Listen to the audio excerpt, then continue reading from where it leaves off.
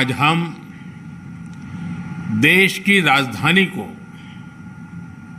नए भारत की आवश्यकताओं और आकांक्षाओं के अनुसार विकसित करने की तरफ एक महत्वपूर्ण कदम बढ़ा रहे हैं। ये नया डिफेंस ऑफिस कॉम्प्लेक्स हमारी सेनाओं के कामकाज को अधिक सुविधाजनक, अधिक प्रभावी बनाने के प्रयासों को और सशक्त करने वाला है। इन नई सुविधाओं के लिए डिफेंस से जुड़े सभी साथियों को मैं बहुत बहुत बधाई देता हूं। साथियों, आप सभी परिचित हैं कि अभी तक डिफेंस से जुड़ा हमारा कामकाज दूसरे विश्व युद्ध के दौरान बनाए गए हटबैंड से ही चल रहा था। ऐसे हटबैंड्स जिनको उस समय घोड़ों के अस्तबल और बैरकों से संबंधित जरूरतों के अनुसार बनाया गया था। आजादी के बाद के दशकों में इनको रक्षा मंत्रालय, थल सेना, नौसेना और वायुसेना के दफ्तरों के रूप में विकसित करने के लिए समय समय पर हल्की फुल्की मरम्मत हो जाती थी। कोई ऊपर के अधिकारी आने वाले तो थोड़ा पेंटिंग हो जाता था और ऐसे ही चलता रहा। इसकी जब बारीकियों के मैंने देखा तो मेरे मन में पहला विचार यह आया कि ऐसी बुरी अवस्था में हमारे इतने प्रमुख सेना के लोग देश की रक्षा के लिए काम करते हैं, इसकी इस हालत के संबंध में हमारे दिल्ली के मीडिया ने कभी क्यों लिखा क्यों नहीं, ये मेरे मन में होता था। वरना ये ऐसी जगह थी कि जरूर कोई इनको आलोचना करता कि भारत सरकार क्या कर रही है, लेकिन पता नहीं किसी ने इस पर ध्यान नहीं दिया। इन हटबैंड्स में आने वाली परेशानियों को भी आप लोग भलीभांति जानते हैं। आज जब 21वीं सदी के भारत की सैन्य ताकत को हम हर लिहाज से आधुनिक बनाने में जुटे हैं, एक से एक आधुनिक हथियारों से लैस करने में जुटे हैं, बॉर्डर इंफ्रास्ट्रक्चर को आधुनिक बनाया जा रहा है, चीफ ऑफ डिफेंस स्टाफ के माध्यम से सेनाओं का कोऑर्डिनेशन बेहतर हो रहा है, सेना की जरूरत की प्रोक्योरमेंट जो सालों साल चलती थी वो तेज हुई है, तब देश की रक्षा सुरक्षा से जुड़ा कामकाज दशकों पुराने हटबैंड से हो, ये कैसे संभव हो सकता है। और इसलिए इन स्थितियों को बदलना भी बहुत जरूरी था। और मैं ये भी बताना चाहूंगा कि जो लोग सेंट्रल विस्टा के प्रोजेक्ट के पीछे डंडा लेकर के पड़े थे, वे बड़ी चतुराई से, बड़ी चालाकी से सेंट्रल विस्टा प्रोजेक्ट का ये भी एक हिस्सा है। 7,000 से अधिक सेना के अफसर जहां काम करते हैं, वो व्यवस्था विकसित हो रही है, इस पर बिल्कुल चुप रहते थे, क्योंकि उनको मालूम था कि जो भ्रम फैलाने का इरादा, झूठ फैलाने का इरादा है, जैसे ही इस बात की सामने आएगा तो फिर उनकी सारी गपबाजी चल नहीं पाएगी। लेकिन आज देश देख रहा है कि सेंट्रल विस्टा के पीछे हम कर क्या रहे हैं। अब देखिए, अब केजी मार्ग और अफ्रीका एवेन्यू में बने ये आधुनिक ऑफिस राष्ट्र की सुरक्षा से जुड़े हर काम को प्रभावी रूप से चलाने में बहुत मदद करेंगे। राजधानी में आधुनिक डिफेंस एन्क्लेव के निर्माण की तरफ ये बड़ा और महत्वपूर्ण स्टेप है।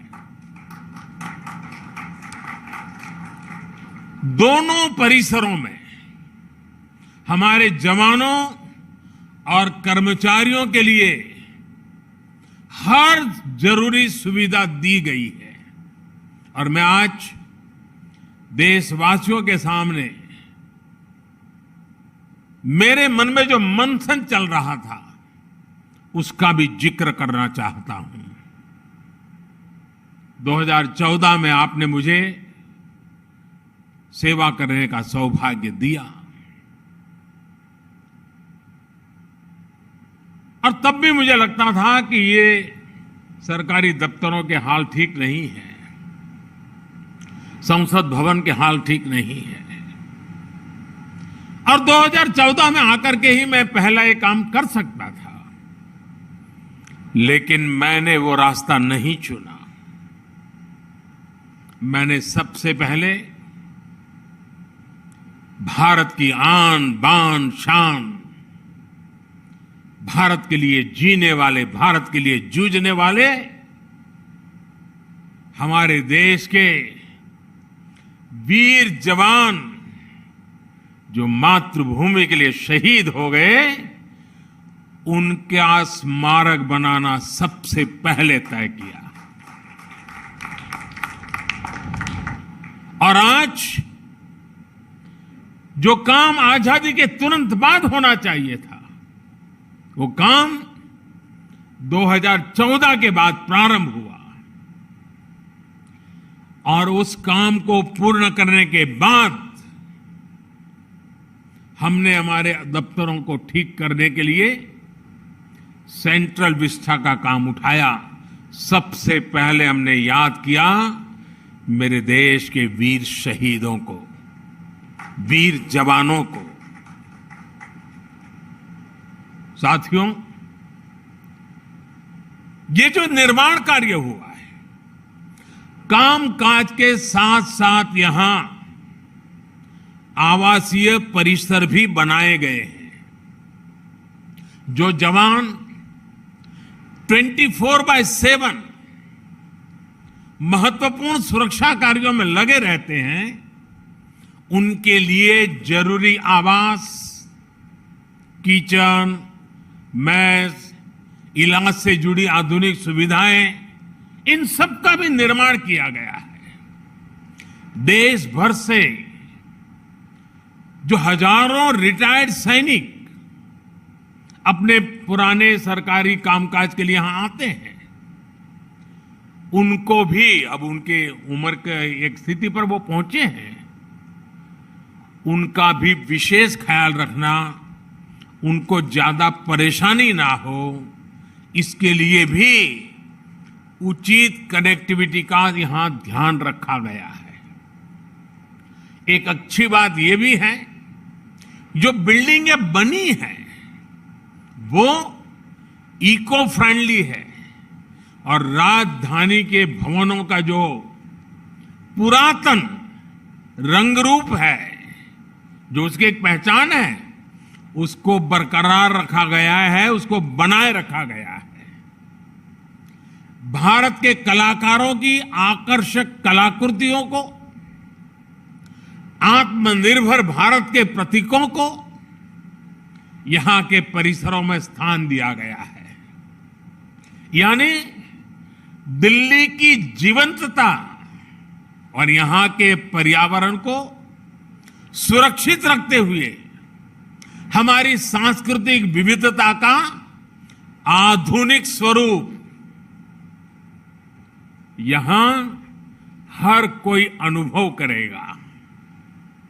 साथियों, दिल्ली को भारत की राजधानी बने 100 वर्ष से अधिक का समय हो गया है। 100 वर्ष से अधिक के इस कालखंड में यहां की आबादी और अन्य परिस्थितियों में बहुत बड़ा अंतर आ चुका है। जब हम राजधानी की बात करते हैं तो वो सिर्फ एक शहर नहीं होता है। किसी भी देश की राजधानी उस देश की सोच, उस देश के संकल्प, उस देश का सामर्थ्य और उस देश की संस्कृति के प्रतीक होती है। भारत तो लोकतंत्र की जननी है, इसलिए भारत की राजधानी ऐसी होनी चाहिए जिसके केंद्र में लोक हो, जनता जनार्दन हो। आज जब हम ईज ऑफ लिविंग और ईज ऑफ डूइंग बिजनेस इस पर फोकस कर रहे हैं तो इसमें आधुनिक इंफ्रास्ट्रक्चर की भी उतनी ही बड़ी भूमिका है। सेंट्रल विस्टा से जुड़ा जो काम आज हो रहा है उसके मूल में यही भावना है। इसका विस्तार हमें आज शुरू हुई सेंट्रल विस्टा से जुड़ी वेबसाइट्स में भी दिखता है। साथियों, राजधानी की आकांक्षाओं के अनुरूप दिल्ली में नए निर्माण पर बीते वर्षों में बहुत जोर दिया गया है। देश भर से चुनकर आए जनप्रतिनिधियों के लिए नए आवास हो, अंबेडकर जी की स्मृतियों को संजोने के प्रयास हो, अनेक नए भवन हो जिन पर लगातार काम किया गया है। हमारी सेना, हमारे शहीदों, हमारे बलिदानियों के सम्मान और सुविधा से जुड़े राष्ट्रीय स्मारक भी इसमें शामिल है। इतने दशकों बाद सेना, अर्धसैनिक बलों और पुलिस बल के शहीदों के लिए राष्ट्रीय स्मारक आज दिल्ली का गौरव बढ़ा रहा है। और इनकी एक बहुत बड़ी विशेषता ये रही है कि इनमें से अधिकतर तय समय से पहले पूरे किए गए हैं। वरना सरकारों की पहचान यही है, होती है, चलती है, कोई बात नहीं, 4-6 महीना तो देर स्वाभाविक है। हमने एक नया वर्क कल्चर सरकार में लाने का ईमानदारी से प्रयास किया है ताकि देश की संपत्ति बर्बाद न हो, समय सीमा में काम हो, निर्धारित खर्च से भी कुछ कम खर्च में क्यों न हो, और प्रोफेशनलिज्म हो, एफिशिएंसी हो, इन सारी बातों पर हम बल दे रहे हैं। ये सोच, ये अप्रोच में आई एफिशिएंसी का एक बहुत बड़ा उदाहरण आज यहां प्रस्तुत है। डिफेंस ऑफिस कॉम्प्लेक्स का भी जो काम 24 महीने में पूरा होना था, वो सिर्फ 12 महीने के रिकॉर्ड समय में कंप्लीट किया गया। यानी 50% समय बचा लिया गया। वो भी उस समय जब कोरोना से बनी परिस्थितियों में लेबर से लेकर लॉकडाउन, दिखना, फलाना, न जाने कितनी सारी कठिनाइयों से बीच हम गुजरे हैं। इन तमाम प्रकार की चुनौतियां सामने थी। कोरोना काल में सैकड़ों श्रमिकों को इस प्रोजेक्ट में रोजगार मिला है।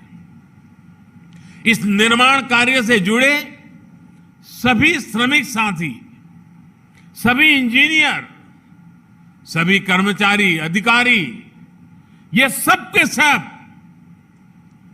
इस समय सीमा में निर्माण के लिए तो अभिनंदन के अधिकारी है, लेकिन साथ साथ कोरोना का इतना भयानक जब खौफ था, जीवन और मृत्यु के बीच में सवालिया निशान थे, उस समय भी राष्ट्र निर्माण के इस पवित्र कार्य में जिन जिन लोगों ने योगदान किया है, पूरा देश उनको बधाई देता है, पूरा देश उनका अभिनंदन करता है। ये दिखाता है कि जब नीति और नीयत साफ हो, इच्छा शक्ति प्रबल हो और प्रयास ईमानदार हो तो कुछ भी असंभव नहीं होता है, सब कुछ संभव होता है। मुझे विश्वास है देश की नई पार्लियामेंट बिल्डिंग का निर्माण भी, जैसे हरदीप जी अभी बड़े विश्वास के साथ बता रहे थे, तय समय सीमा के भीतर ही पूरा होगा। साथियों, आज कंस्ट्रक्शन में जो तेजी दिख रही है उसमें नई कंस्ट्रक्शन टेक्नोलॉजी की भी बड़ी भूमिका है। डिफेंस ऑफिस कॉम्प्लेक्स में भी पारंपरिक आरसीसी निर्माण के बजाय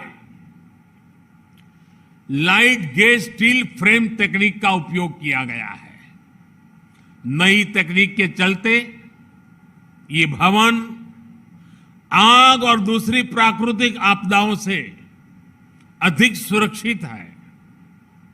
इन नए परिसरों के बनने से दर्जनों एकड़ में फैले पुराने हटमेंट्स के रखरखाव में जो खर्च हर वर्ष करना पड़ता था, उसकी भी बचत होगी। मुझे खुशी है कि आज दिल्ली ही नहीं बल्कि देश के अन्य शहरों में भी स्मार्ट सुविधाएं विकसित करने, गरीबों को पक्के घर देने के लिए आधुनिक कंस्ट्रक्शन टेक्नोलॉजी पर फोकस किया जा रहा है।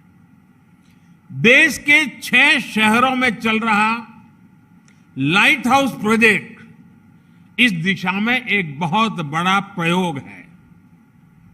इस सेक्टर में नए स्टार्टअप्स को प्रोत्साहित किया जा रहा है। जिस स्पीड और जिस स्केल पर हमें अपने अर्बन सेंटर्स को ट्रांसफॉर्म करना है, वो नई टेक्नोलॉजी के व्यापक उपयोग से ही संभव है।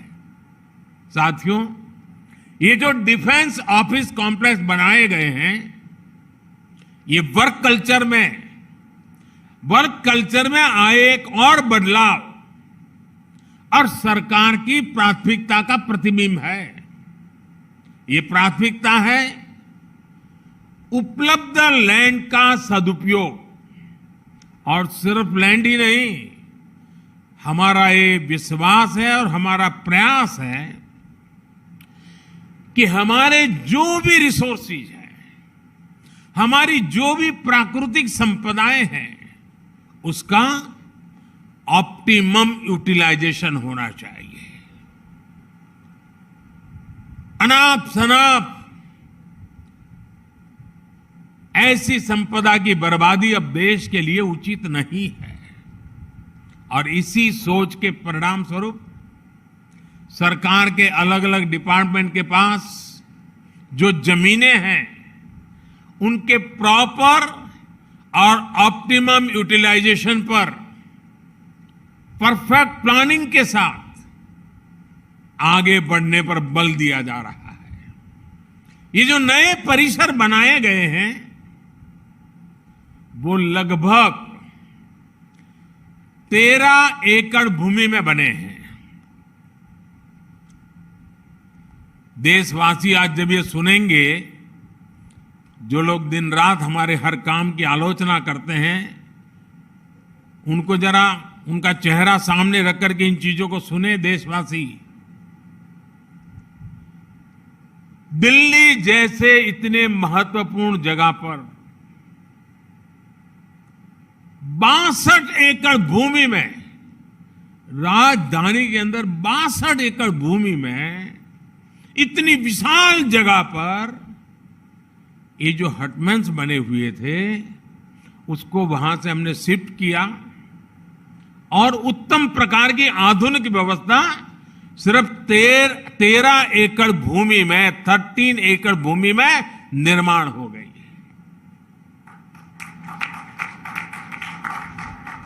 देश की संपत्ति का कितना बड़ा सदुपयोग होगा।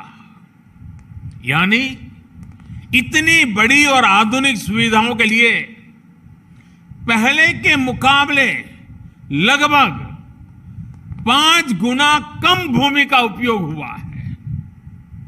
साथियों, आजादी के अमृतकाल यानी आने वाले 25 सालों में नए आत्मनिर्भर भारत के निर्माण का ये मिशन